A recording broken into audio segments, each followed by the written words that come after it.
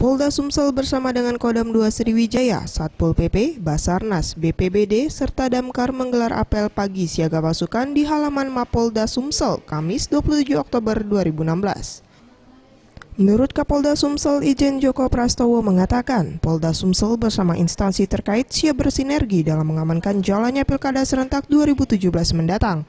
Serta apel kesiapan ini merupakan antisipasi bakal adanya unjuk rasa secara besar-besaran yang bakal terjadi di Indonesia, termasuk akan terjadi di Kota Palembang, yang akan dilakukan oleh gabungan organisasi masyarakat Islam yang meminta mengusut tuntas kasus dugaan penistaan yang agama yang dilakukan oleh salah seorang pejabat. Kita antisipasi terkait perkembangan situasi secara nasional, di mana di Jakarta kan dalam waktu dekat ini akan banyak kegiatan-kegiatan unjuk rasa, dan itu berdampak juga di daerah-daerah. Polda Sumsel dalam melakukan pengamanan telah menyiapkan kurang lebih 4.000 personil yang akan disebar di seluruh wilayah Sumsel. Maulana Yusuf, Sriwijaya TV.